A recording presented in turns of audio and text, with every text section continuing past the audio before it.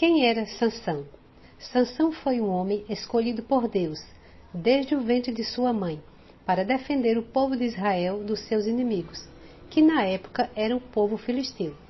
Porém, para que Sansão fosse um homem invencível, Deus lhe fez 3 exigências, que ele tinha que cumprir por toda a sua vida. Primeiro, ele não podia beber vinho e nenhum tipo de bebida forte. Segundo, não podia tocar em corpo morto, nem de humano e nem de animais. Terceiro, não podia cortar os cabelos. Essa era a regra determinada por Deus. Um dia, Sansão foi atacado por um filhote de leão, e ele o matou somente com a força de suas mãos, sem usar nenhum tipo de armas. Dias depois, ele passou no mesmo lugar, onde matou o leão, e resolveu olhar o corpo do leão morto. Dentro do corpo havia um favo de mel. Ele pegou e comeu. Sansão casou com uma mulher do povo filisteu, mesmo contra a vontade dos seus pais. No dia do casamento, ele fez um banquete e, para brincar com os amigos, lançou um enigma e lhe deu um prazo de 7 dias. Os amigos, vendo que não conseguiam descobrir o enigma, procuraram a mulher de Sansão e lhe disseram: aperta teu marido, para que revele o enigma. Caso contrário, tocaremos fogo em ti e em toda a tua casa. A mulher, debaixo de ameaça, chorava aos pés de Sansão dia e noite, lhe pedindo que revelasse o segredo. E ele, não aguentando mais o importúnio, lhe contou o enigma. Ela imediatamente chamou os amigos de Sansão e falou o enigma. E eles procuraram Sansão e lhe disseram o enigma. Sansão ficou muito furioso e resolveu voltar para a casa dos pais, pois ele sabia que tinha sido a mulher que havia contado o enigma, e ele perdeu a aposta. Dias depois, Sansão voltou e procurou sua mulher, e para sua surpresa e decepção, o seu sogro havia dado a sua mulher a outro homem, um dos amigos de Sansão, e ele ficou com tanta raiva que resolveu se vingar, tocando fogo na seara dos filisteus, causando uma grande destruição. Quando os filisteus viram o estrago, procuraram Sansão para matá-lo.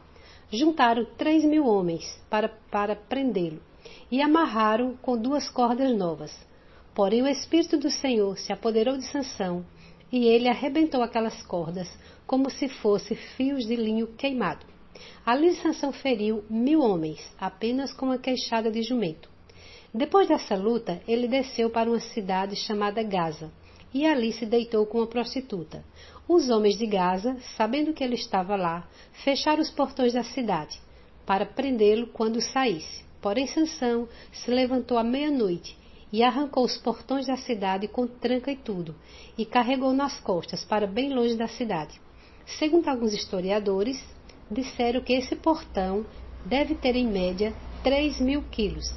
Depois de tudo isso, Sansão conheceu a tal Dalila e ajuntou-se a ela. Os filisteus lhe ofereceram muito dinheiro para que ela descobrisse o segredo dele, porque tinha tanta força. E essa mulher o importunava dia e noite, para que lhe revelasse seu segredo. E não aguentando mais o importúnio, ele resolveu contar o segredo. Não posso cortar os cabelos. Dalila fez com que Sansão dormisse profundamente. E enquanto ele dormia, veio um homem e rapou-lhe as tranças, as 7 tranças. Quando acordou, estava amarrado, sem força nenhuma, um homem comum, pois o Espírito do Senhor se afastou de Sansão. Os filisteus arrancaram os seus olhos, zombaram e o humilharam, e o puseram para fazer o trabalho dos animais. Ainda achando pouco, resolveram fazer uma festa no templo do seu deus, Dagom, para o adorarem. E puseram Sansão ali no meio, para se divertir às suas custas, fazendo de palhaço. Então Sansão chamou o moço que ele conduzia e pediu que o encostasse na coluna do templo. E ali ele orou e fez a sua última oração. Pediu a Deus que restituísse a sua força pela última vez. E Deus ouviu a sua oração. E ali Sansão abraçou aquelas colunas e a casa caiu sobre ele e todos que estavam ali, em torno de 3.000 homens, fora as mulheres que ali estavam também. Sansão julgou Israel durante 20 anos, mas poderia ter julgado por toda a vida se tivesse obedecido à voz de Deus. Essa história está escrita no livro dos Juízes, a partir do capítulo 13.